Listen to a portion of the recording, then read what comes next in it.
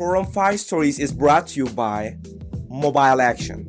Make your app business a success with world-class data. Sign up on mobileaction.co and apply the promo code 415. Hello everyone, welcome to the Forum 5 Stories. I'm your host Taha. Today I have a special guest on the pod who is a venture capitalist, a rhino enthusiast, and one of the most energetic and humble investors I know in Silicon Valley. So this person is Mr. Tim Draper. Hey Tim, welcome to the pod. Great, thanks for having me, Taha. Sure. It's fun having you at the school, and it's fun being on your podcast. I'm glad I'm one of the earlier interviews. Do you know we have something in common that people realize when they see us like instantly? Eyebrows. Isn't that amazing? Is that what you were thinking? Yeah, like that's hilarious. I was looking at your eyebrows. I think, oh, my guys, we're probably related. Yeah, like look at us. Amazing. All right, so you've been investing in startups for decades, and I believe you have seen thousands of startups got founded, funded, and became successful, maybe acquired or got public. But some of them failed. And I'd like to ask you how you were evaluating those startups, for example, 20, 30 years ago, and how you're evaluating right now. So what's changed in your perspective or what stayed the same? Well, 30 years ago, there weren't as many startups. And it was, so we were able to fund more of the startups that come through our door. Now we see so many startups. We see 20,000 a year, and we might fund 20 of them. And so the odds of being funded by us are maybe 1 in 1,000. But there are plenty of venture capitalists out there now. So it's just a much bigger marketplace. To get funded, I think an entrepreneur has to feel and become so much of their business that it takes over their life. And it's a big sacrifice, and people have to understand that. When you start a business, it has to be all-encompassing, and it has to be something that you're willing to do even when all your friends turn away from you and you lose your girlfriend and you whatever. You've got to feel in your heart that business is going to make such a big difference to the world that none of the rest of this matters. And all I care about is this business. Now, that said, it's good to be a good entrepreneur. You got to have a good support structure. So hopefully that girl will stay with you and your friends will stay and be tolerant of you coming and going and not being there all the time. Because being an entrepreneur means like, hey, when that customer calls, you got to be there. When the product goes down, you got to be there. And sometimes, and entrepreneurs also, in most cases, have to be the leader of the business, which means you've got to be there all the time because they're looking to you to get their own excitement about what it is you're doing. And that's even harder because as an entrepreneur, you're thinking, gosh, I got to go out there and do this and do that and do that. But you also have to bring along your team and have that sort of charisma that attracts them to your mission. Yeah, great. So let's talk about something big. For example, the next big thing. So do you think if we have something big right now, but you think it will be bigger, but not so many people so aware of it? So do you have something in mind like that? Maybe a frontier tech or AI, AR? Yeah, it's the kind of thing I've been talking about for a while in hopes that entrepreneurs will come to me with these businesses. We see, and people confuse markets and technologies. They sort of blend together for people, but I tend to look at them as very separate. The technology is like the internet happens, and then all of these industries get transformed because of the internet, media, communication, gaming, entertainment. All those industries got transformed because of the internet. And then there were marketplaces, and they transformed taxis and hotels and you name it. Well, now there is the decentralization, and that is transforming currency right now, of course, with Bitcoin and a number of others. But it's also converging with another technology that is also going to have a big impact. which is artificial intelligence. So those technologies now have the ability to transform the biggest industries in the world. And it's not just currency, it's banking and finance and insurance and real estate and healthcare and government, all those industries, all in the trillions of dollars. I mean, they're hugely valuable, have the potential to be completely transformed by these new technologies. For example, I could start an insurance company with an actuary, AI to determine fraud, and then a smart contract with Bitcoin and put it all on the blockchain. That would be a very efficient and effective insurance company. I could start a healthcare company with just data, because you can find, you'll find that now with data, you can do a better job of diagnosing a patient than any doctor can do, because you're going to have all that data from their healthcare records, but you're also, and the healthcare records of all the other people around the world. And you're also going to have things like what airplane they were on, were they near that Wuhan from China, were they at a certain conference, did they, what's their Fitbit results, how old are they? All of these pieces of information now can come in and give you a better diagnosis than any doctor could possibly give you. They couldn't ask you enough questions. Hi friends, I'd like to tell you about something. You probably know how hard an app business can be. Publishers don't know what apps to build, how to monetize them, or even what to price them at. Advertisers and brands don't know where their target users are, how to reach them, or even how much they need to spend in order to do so. And investors are not sure which apps or genres are growing the quickest, and where users are really spending their time and money. At this point, my friends in Mobile Action have a solution for you. You don't have to guess. Make your decisions based on data. Mobile Action helps you to make your app a success story. Companies like Disney, Tencent, Shipt, and Let's Go use Mobile Action to better grow their apps with world-class data. Sign up to mobileaction.co and apply the promo code 415. Join over 200,000 people using Mobile Action today. And let's get back to this amazing episode.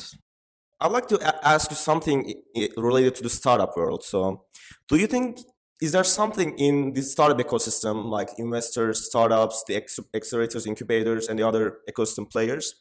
Do you think that, is there any problems that we should fix in order to better support entrepreneurs and to match with the investors and create bigger values?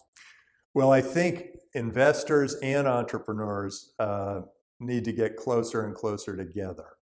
There has to be an easier way for an investor to find the opportunity they're looking for, and there has to be a better way for the entrepreneur to get money. However, the process of going from venture capitalist to angel to venture capitalist to venture capitalist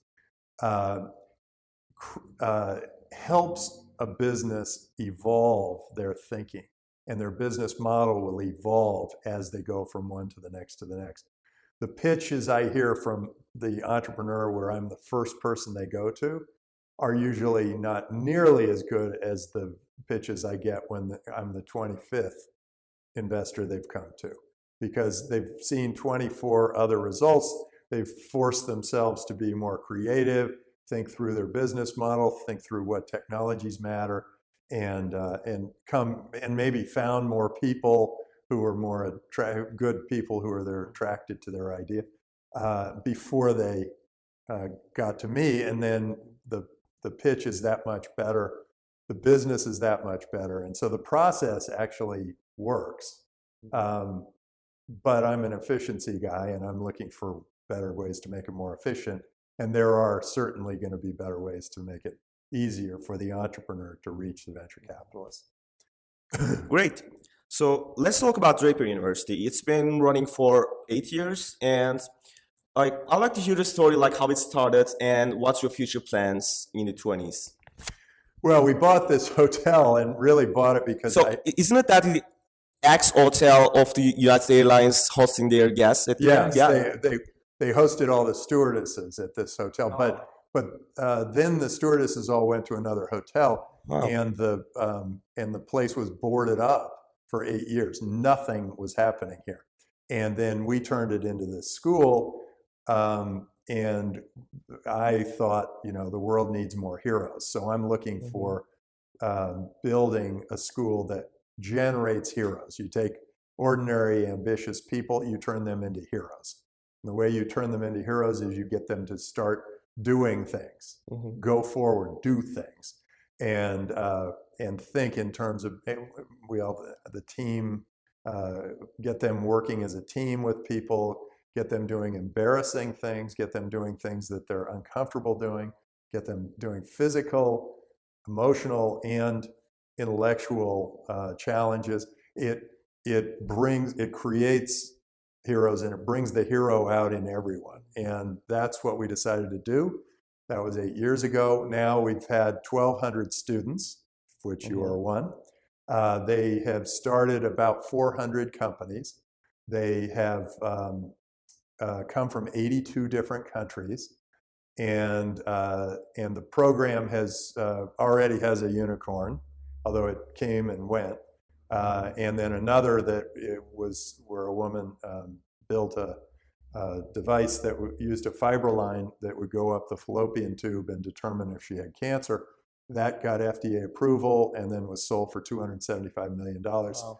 And now we have a bunch of companies that are in the $10 to $100 million range that have all come out of the school. And then one of my favorite stories is one where I was about to give the graduation speech, and I said, where are all these people? There were about 10 people missing. And they said, oh, they're out praying. We had a whole bunch of people from Saudi, and they were out praying. And I said, well, bring them back in here. We'll all pray. And then we all did the whole prayer. And then I said, anybody else want to pray? And the Israeli woman said, well, I'll do a Jewish prayer. And she then led the whole class in a Jewish prayer. And then 3 Hindus got up and did a Hindu prayer, sort of with a dance to it. And then 2 Catholics got up and did a prayer. And I thought, wow, this is something that has probably never happened before in history, but we're bringing together people from all over the world, and they're getting to know each other as people, not as their religion or their country or whatever. And they're all recognizing that we're all one big world. We're all, and now with Bitcoin, we're all decentralized. The geographic borders don't matter that much anymore.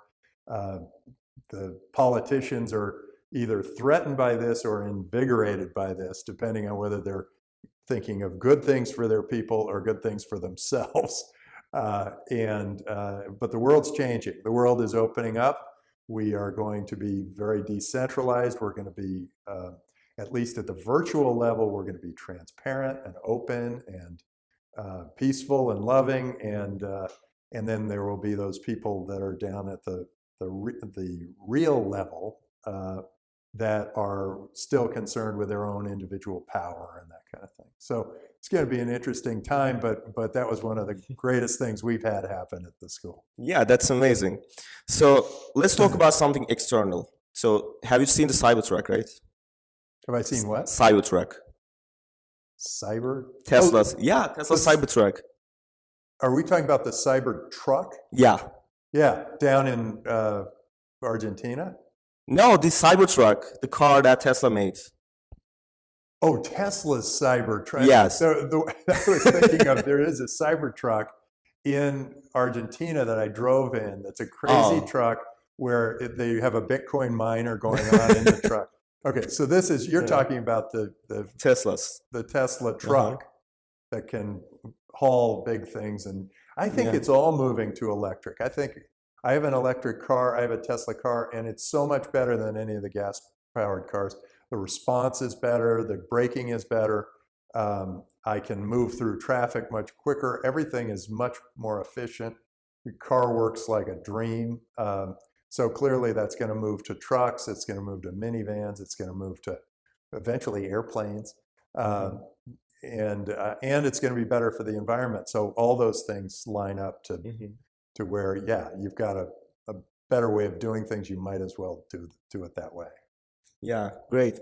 So we actually came to the end of my questions, but I'd like to ask you something about the book.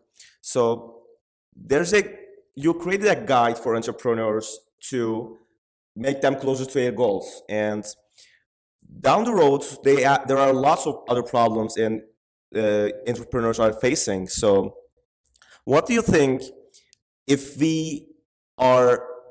What will be better if we try to like pass through those mistakes or problems, or should we avoid them? So, what's your perspective about that? So let me start. I wrote the book. The first 2/3 of the book are about building your character as an entrepreneur. And the last third of the book is about, okay, so now you want to be an entrepreneur. Here are some suggestions. Here's some things to think about. Make your customer into your sales force. Make sure your margin's good. Make sure you're paid up front. All the things that really matter to an entrepreneur. And I think it really is about building the character first. I almost put the advice to an entrepreneur first, and then I realized, no, I would rather they had to go through the building of the character first. And the building of the character is built around the pledge, the Draper University pledge. I will promote freedom at all costs, do everything in my power to drive, build, and pursue progress and change. My brand, my network, my reputation are paramount. I will set positive examples for others to emulate. I will instill good habits in myself. I will take care of myself. I will fail and fail again until I succeed. I will explore the world with gusto and enthusiasm. I will treat people well. I will make short-term sacrifices for long-term success. I will pursue fairness, openness, health, and fun with all that I encounter, mostly fun, followed by dance. I will keep my word, and I will try my best to make reparations for my regressions. Well, so one of those lines is, I will fail and fail again. I specifically used the word fail so that people would be, at first, shocked by it, but second, freed. Like all of a sudden the world opens up to them. Hey, I can fail. If you're stuck saying I can't fail, you're gonna stay on a track and you're gonna probably fail. Mm-hmm. But if you realize that, hey, I can go fail and then get back up and then fail again and get back up and fail again until I hit it right, it frees up the thinking of an entrepreneur. An entrepreneur has to be open and free and has to be free thinking. If an entrepreneur runs into a regulator too soon, the regulator can destroy their business. So in the book, I encourage people to go and do stuff and try new things and cut new turf and be a new marketplace. Be something that you have never seen before. And so that whenever anybody asks you who your competition is, you say, well, maybe you've created a new kind of way of delivering water, but it's not with a water bottle. You say, well, we are the water of life industry, or water to the body industry, and nobody else is really doing this, but these guys used to make bottled water before. So I encourage people to carve a new path and then make sure that path has its own industry that is not somebody else's industry. So it's got to feel like this is a completely new path. And if you're not comfortable doing that, I also say, look, you might not be an entrepreneur. You might be a really good helper, or a really good assistant, or a really good marketeer, or a really good finance person. And this might not be the thing for you. And it's okay. Oh, and that's great. Yeah, that's great. Yeah. All the entrepreneurs need a whole bunch of these other people. Yeah. Yeah. Great. So we came to the end of this episode of 415 Stories. That was a great chat, Tim. Thanks so much for joining me. Good. I enjoyed it. Yeah, send me the link. We'll send it out to all right. Great. all our Facebook followers. Thank you. So you can follow Tim on Twitter at Tim Draper, and he wrote a great book, as we said, on guiding entrepreneurs to make them closer to their goals. Startup Hero, highly recommended. And if you want to take your first step as an entrepreneur, you can apply to Draper University Hero Training Program at draperuniversity.com/apply. Saying again, draperuniversity.com/apply. And thanks for watching. See you on the next episode.